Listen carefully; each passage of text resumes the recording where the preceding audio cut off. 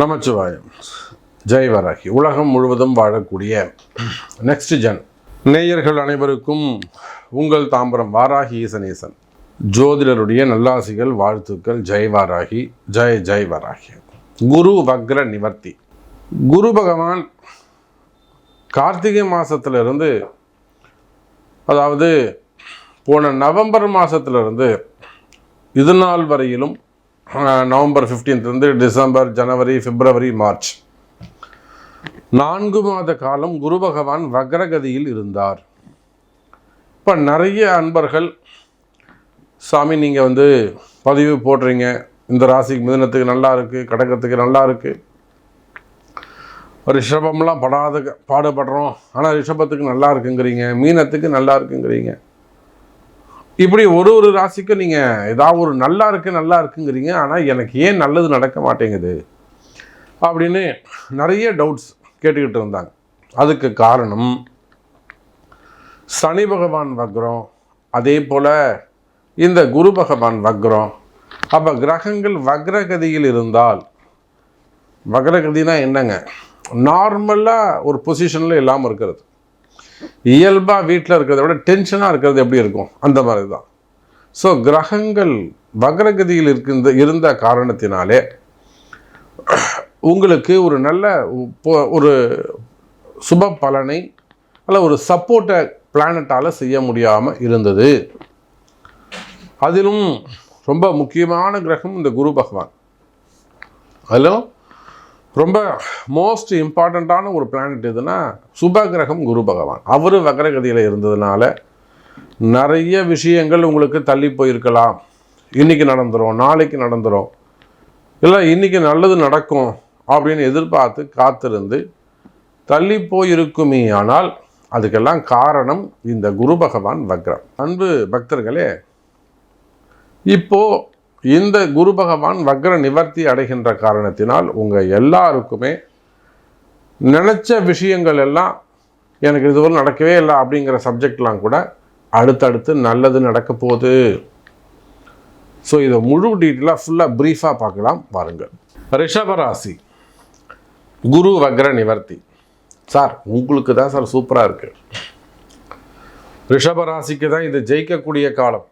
நிறைய கமிட்மெண்ட்டு இல்லை நிறைய இன்கம் கிட்ட தள்ளி போகிற மாதிரி இருக்கும்.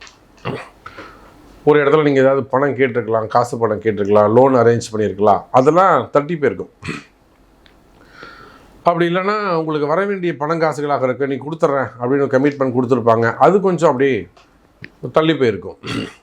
அப்படியும் இல்லை, முக்கியமான ஒரு ஆர்டர், சரிங்களா, ஒரு முக்கியமான ஆர்டர், ஒரு கல்யாண மண்டபம் வச்சுருக்கீங்க, ஒரு தேதி புக் பண்ணியிருப்பாங்க, டக்குன்னு அதை இல்லைன்னு மிஸ் பண்ணுவாங்க, கேன்சல் பண்ணுவாங்க. அதில் ஒரு கம்பெனி வச்சுருக்கீங்க, ஒரு பெரிய ஆர்டர் அது தட்டி போயிருக்கும், மிஸ் ஆகிருக்கும், பையர் வெளியில் போயிருப்பாங்க. இந்த மாதிரி எல்லாம் கைக்கு எட்டியது வாய்க்கெட்ட வேலை தொடர்ந்து இப்படியே நடந்துக்கிட்டு இருக்கு சார். சாமி தொடர்ந்து இதே மாதிரி நடக்குது சாமி, வருது கெட்ட போது தள்ளி போகுது, தட்டி போகுது, இப்படியே நடக்குதுங்க சாமி. இந்த மாதிரியான கம்ப்ளைண்ட் இருக்குமே. ஆனால் 2ஆம் இடத்தில் இருக்கக்கூடிய குரு பகவான் தனஸ்தானம் வலுப்பெறுகிறது. சார் அந்த 2ஆம் இடத்துல குரு ஸ்ட்ராங் ஆகிறதுனால உங்களுக்கு என்ன நடக்கும்னா, வராத பணங்காசுகள் கூட வந்து சேரும். தைரியமாக இருங்க, ஸ்ட்ராங்காக இருங்க, நம்பிக்கையாக இருங்க. இந்த மார்ச் 18-19 தேதியிலிருந்து உங்களுக்கு இன்கம் கூடுதா இல்லையா எனக்கு கால் பண்ணுங்க. சொன்னீங்க சாமி ஒரு 10 ரூபா எக்ஸ்ட்ரா வந்திருக்கு, இப்போ பரவாயில்ல, இந்த மாதம் எனக்கு ஒரு 2 லட்ச ரூபா எக்ஸ்ட்ரா வந்திருக்கு, சொல்லுங்கள். அப்போ ரிஷப ராசி என்பர்களே, வருமானம் கூடும், ஒரு அதிர்ஷ்டம். அப்போ இத்தனை நாளாக ஸ்டோரேஜ் என்னெல்லாம் தடைகள் இருந்ததோ அந்த தடைகள் எல்லாம் விளக்கப்பட்டு கிடுகிடுன்னு உங்களுக்கு அடுத்து ப்ராக்டிக்கலாக நல்லது நடக்க போகுது. ஒரு ஆப்ரேஷனாக இருக்கலாம், உடல்நல குறைவுகளாக இருக்கலாம், அல்லது ஒரு விபத்து நடந்து அதில் ரெக்கவரி ஆக முடியாமல் இருக்கலாம். புரியுதுங்களா? வீட்டில் இதேனும் ஒரு மிகப்பெரிய இழப்புக்கள், ஒரு துஷ்டினாலும் குறிப்பிட்டு சொல்ல முடியாத சில விஷயங்கள், மறக்க முடியாத சில விஷயங்கள் நடந்திருக்கலாம், ஏற்றுக்கொள்ள முடியாது, காரணம் தெரியாத விஷயங்கள். அப்போ இந்த மாதிரியான வெளியில் சொல்ல முடியாத துன்பங்கள் கஷ்டங்கள் இருக்குமே ஆனால் அவையெல்லாம் அந்த மனசு கவலையெல்லாம் மறையும். அந்த மனக்கவலைகள் எல்லாம் குறையும். மெயினாக ரிஷப ராசி அன்பர்களே, ஒரு பெரிய டிப்ரெஷனில் இருக்கீங்க, மனக்குழப்பத்தில் இருக்கீங்க, என்னால் முடியல சாமி, பெருசாக மனசு குழப்பமாகவே இருக்குது, அந்த மாதிரி மனக்குழப்பங்கள் இருக்குமே ஆனால் அந்த மனக்குழப்பங்கள் குறையும், கிளியர் ஆகும், நிம்மதி அதிகரிக்கும், மனசில் ஒரு தைரியம் அதிகரிக்கும். மனசு எப்பயும் ஒரு பயமாகவே இருந்துக்கிட்டு இருக்கு சாமி, அல்லது வேறு விதமாக எதிரிகளால் வரக்கூடிய பிரச்சனைகள், அங்கம் பங்காளிகளால் வரக்கூடிய பிரச்சனை, எதிரிகளால் வரக்கூடிய பிரச்சனை, இடதோஷங்கள். நான் எப்பொழுதுமே சொல்லுதுண்டு, இந்த குடியிருக்கிற வீடாகட்டும், இல்லை ஒரு இடம் வாங்கியிருப்பீங்க, ஏதோ ஒரு ஃபேக்ட்ரியாக இருக்கலாம், ஒரு சாதாரண இடமா இருக்கலாம், இல்லை புதுசாக ஒரு வீடு கட்டி போயிருப்பீங்க, இடதோஷங்கள் குடியிருக்கக்கூடிய இடம், வீடு இல்லை ஃபேக்ட்ரி, தொழில் செய்யக்கூடிய இடம், அந்த மாதிரியான இடதோஷங்கள் இருக்குமே ஆனால் அதெல்லாம் கூட இப்போ உங்களுக்கு தெரிய வரும். இதுதான் காரணம், இதனால தான் நமக்கு அடுத்தடுத்து இவ்வளோ கஷ்டங்கள் இருக்குது, நம்ம இதை சரி பண்ணிக்கணும். அந்த மாதிரி ஏமாற்றங்கள் இருக்குமே ஆனால், இடதோஷங்கள் இருக்குமே ஆனால் அவையெல்லாம் கூட தெரிய வந்து நிவர்த்தி செய்து கொள்ளக்கூடிய நல்ல நேரம் பிறக்குது. அதோடு மட்டுமல்ல, செய்வினை கோளாறுகள், மெயினாக திருஷ்டிகள் அல்லது திருஷ்டிகளாக இருக்கலாம், சாபங்களாக இருக்கலாம், முன்பின் தெரியாதவங்களால் வரக்கூடிய அந்த செய்வினை கோளாறுகளாக இருக்கலாம். அப்படின்னா வசியம் சம்மந்தப்பட்ட பிரச்சனை, என் பையன் ரொம்ப நல்ல பையன், இப்படி போவே மாட்டான் சாமி, எப்படி தான் போனான்னு தெரில, பொண்ணு அப்படிப்பட்ட பொண்ணே இல்லை சாமி சொல்கிறாங்கல்ல, அந்த மாதிரியான வசியங்கள். அப்போ செய்வினை கோளாறுகள், மந்திர மாந்திரீக தோஷங்கள் அவையெல்லாம் இருக்குமே ஆனால் கவலையே படாதீங்க, வாராகி இருக்காங்க, அம்பாளுடைய ஆசீர்வாதம்.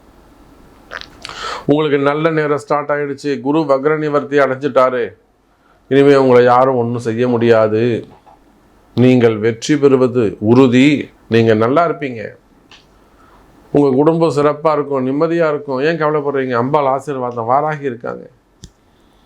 எத்தனை நாள் ஒரு குடும்பம் கஷ்டப்பட்டுட்டே இருக்கும், நீங்களும் நல்லா இருக்கணும்ல. அப்போ ரிஷப ராசி அன்பர்களே, இந்த குரு பகவான் வக்ர நிவர்த்தி, அதிலும் குறிப்பாக ரிஷபராசிக்கு 2ஆம் இடத்தில் தனஸ்தானத்தில் இருந்த குரு வக்ர நிவர்த்தி அடைவது மற்ற எல்லாரையும் விட ரிஷபராசிக்குத்தான் நல்லா இருக்கு. இது நீங்கள் ஜெயிக்கக்கூடிய காலம். காற்றுள்ள போதே தூற்றிக்கொள் என்ற வார்த்தைக்கு இறங்க ஒரு நல்ல நேரம் பிறந்திருக்கு, ஒரு கிரக அமைப்பு சிறப்பாக இருக்குது.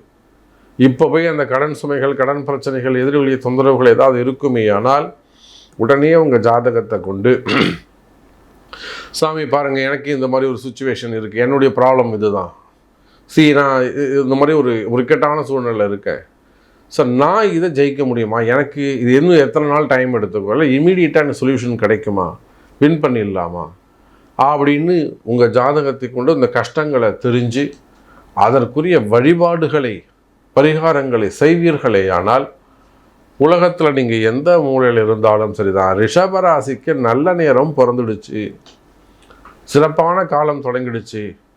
ஜெயிக்க வேண்டியது உங்கள் பொறுப்பு. ரகசியம் உங்கள் ஜாதகத்தில் இருக்குது, நல்லதே நடக்கும்.